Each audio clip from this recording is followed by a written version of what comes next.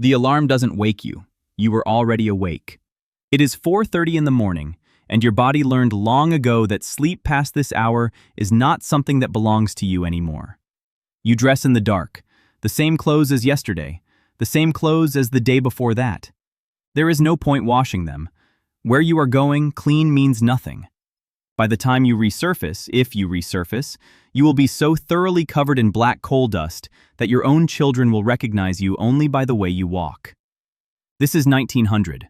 You are a coal miner in a pit town somewhere in Pennsylvania, or South Wales, or the Ruhr Valley in Germany. The details of the place don't matter as much as the details of the work. And the work is the same everywhere. Dark, deep, dangerous. And for the vast majority of men doing it, completely inescapable. You eat before you go. Something fast, something dense. Bread, maybe porridge. You eat standing up because sitting down feels too close to resting, and resting feels too close to not going. Your wife doesn't say much. She learned not to say much. Every morning you leave, and every morning she begins the quiet arithmetic of waiting to see if you come back. The mine entrance is a 10-minute walk. You know every stone on the path. You could walk it blind. You have, on mornings when the fog came in thick off the valley and swallowed everything past your own hands. At the shaft entrance, you collect your lamp. A small, flat flame, burning oil, clipped to your helmet or held in your hand. According to records kept by the United States Bureau of Mines, which began systematic safety reporting in the early 1900s, the lamp a miner carried was often his single most critical piece of equipment, not for what it illuminated, but for what it detected. In pits where fire damp was present, fire damp is the miner's word for methane gas, the invisible killer that collects in underground pockets. A flame lamp would flicker and change color before an explosion. You learned to read your lamp the way sailors read the sky. A certain blue tinge at the base of the flame meant the air was turning. You moved, fast. The cage drops you down the shaft. This is not a gentle descent. The cage is a metal box, open on the sides, and it drops at speed, sometimes 500 feet, sometimes 1,000, sometimes deeper. You grip the rail and keep your eyes forward. New miners sometimes close their eyes. You stopped doing that years ago. Closing your eyes makes it worse.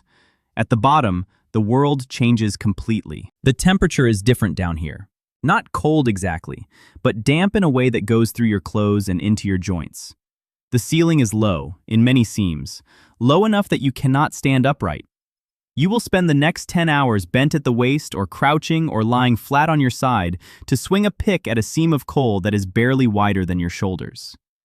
The anatomist and occupational health researcher Charles Turner Thakra, writing about the physical toll of mining on the human body as early as the 1830s, documented the spinal deformities, the compressed lungs, the ruined knees that accumulated in miners before the age of 40. By 1900, the conditions had improved in some mines and barely changed in others. Your body carries the evidence of which kind you work in. You find your place in the seam. This is your spot, the section assigned to you, measured out by the foreman, paid by the ton. This is the critical thing to understand about how coal mining worked in 1900. You are not paid by the hour. You are paid by how much coal you produce. Which means every minute you spend not swinging a pick is a minute you are not earning. It also means that everything costs you. Your lamp oil, your tools, your blasting powder if the seam requires it. The company deducts these from your wages at the end of the week. The company also owns the house you live in and the shop where your family buys food. This system had a name, the truck system, or the company store system. And it meant that in many mining communities across Britain and America, a miner could work a full week and end it with less money than he started with because the deductions outweighed the wages. You swing the pick. You swing it again. The dust is immediate and total. Coal dust fills the air with every strike. You breathe it. There is no way not to breathe it. In 1900, the connection between coal dust and lung disease was understood in rough outline, but rarely acted upon by mine owners. The condition that would eventually be named pneumoconiosis, black lung disease in plain English, was already killing miners across the industrialized world, slowly and invisibly, accumulating in the tissue of the lungs like sediment in a riverbed. The National Institute for Occupational Safety and Health has documented that in the United States alone, Black lung disease has killed over 76,000 miners since 1968, and those are only the deaths recorded after safety regulations were introduced. In 1900, there were no such regulations.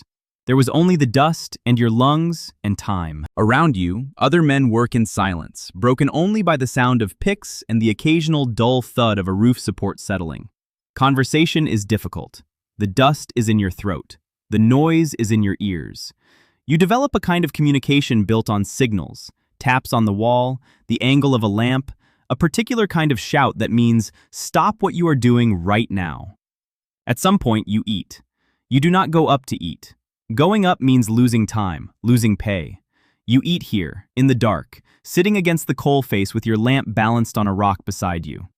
Whatever your wife packed, bread, a piece of cold meat, a small bottle of cold tea, you eat it with black hands and black air, and you taste coal in everything. You have tasted coal in everything for so long that you no longer notice it. The hours have no clock down here. You measure time by the lamp. When the oil runs low, you know the shift is ending. Until then, there is only the seam, and the pick, and the dust. Then the ground moves. It does not always announce itself. Sometimes there is a crack, a deep interior sound that you feel in your chest before you hear it with your ears. Sometimes there is nothing, just a sudden weight from above, a collapse without warning. The statistics kept by the British Home Office in the early 1900s recorded thousands of mining fatalities per year in Britain alone. Cave-ins, explosions, flooding, equipment failures. In the United States, the year 1907 saw over 3,200 coal mining deaths in a single 12-month period, a figure that remains almost incomprehensible when you hold it next to the reality that each of those deaths happened to a man who woke up that morning, dressed in the dark, and walked to work like any other day. You have been lucky. You know you have been lucky. You have seen men who were not. Here is the counterintuitive truth about coal mining in 1900 that rewrites everything you thought you knew. The most dangerous moments were not the dramatic explosions that made the newspapers.